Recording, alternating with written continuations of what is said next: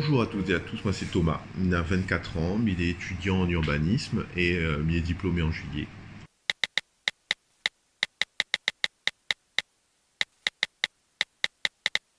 Toute ma jeunesse, elle a toujours dit à moi de couper mon cheveu très court.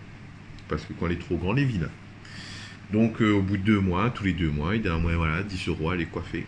Ou sinon coiffer avec la famille ou je ne sais quoi, mais du coup, m'a jamais vu mon cheveu, ne connais pas le type de mon cheveu jusqu'à n'a 2 ans de ça.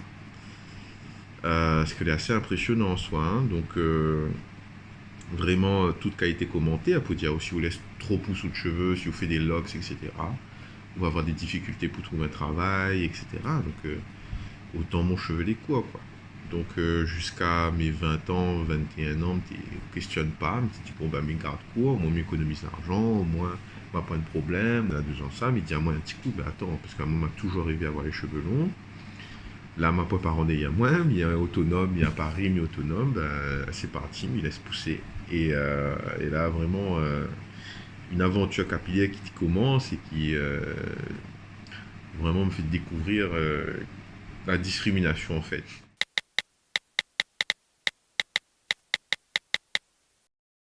Là, on découvre vraiment tout un panel de choses qui ne vont pas. Notamment, par exemple, le fait que quand on soit sur un supermarché, quand on a compris que mon cheveu était crépus, que je veux prendre des produits capillaires pour les cheveux crépus, dans un supermarché quelconque, on ne trouve pas.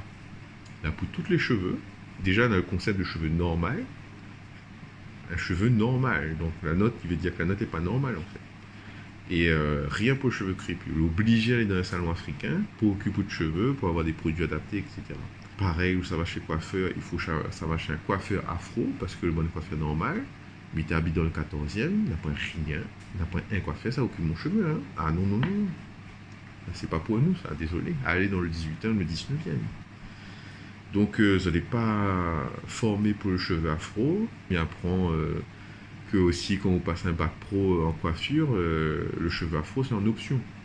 Genre mon cheveu c'est une option à prendre. C'est vraiment une vision de nos cheveux qui est vraiment impressionnant en France et que est vraiment à remettre en question.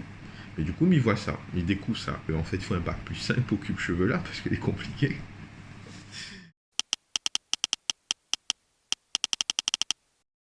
Mais tu es déjà préparé au fait que ça moucaté, aura des problèmes et tout, mais il n'a rien à cirer quoi.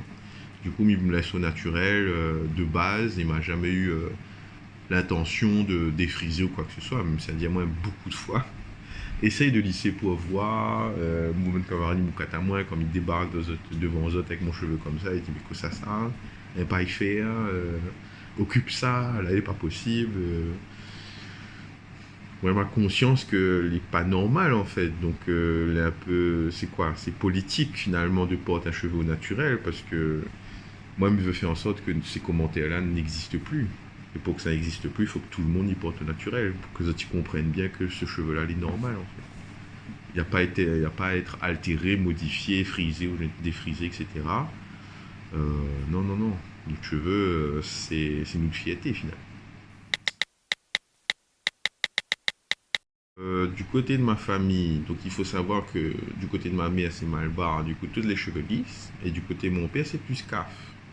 Sauf que m'a jamais vu ma famille du côté de mon père des gens aux cheveux naturels, jamais vu. C'est-à-dire que les gars ont les cheveux très courts et les filles ils décrèpent. Donc jamais vu. Donc on ne peut pas demander conseil sur comment occupe mon cheveu, demande un moon pour tresse mon cheveu. Quand même grave quoi. Et quand même grave. Donc moi mis ça à voir mon mamie que m'a grandi avec.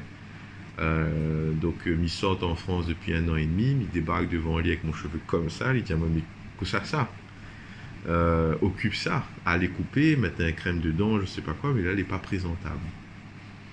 Et moi il dit mon mamie mais c'est mon cheveu, ces cheveux ils viennent de où ça? Ah on a cheveux comme ça. Si vous la transmettez à moi ça, donc faut être fier. Et on a un complexe, hein, clairement on a un complexe. Pour lui, cheveux au naturel c'est vilain, quoi. Il faut décréper, et jusqu'à maintenant, à 80 ans, il va décrépir son cheveu, quoi.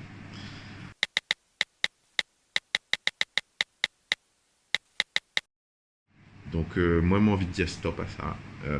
Vraiment stop. Parce que si nous n'est pas fiers de nos cheveux, qui ça va être fier pour nous? Vraiment, stop. Rien à cirer. Hein. Deux monde va moucater, c'est pas notre problème. Hein. Vraiment,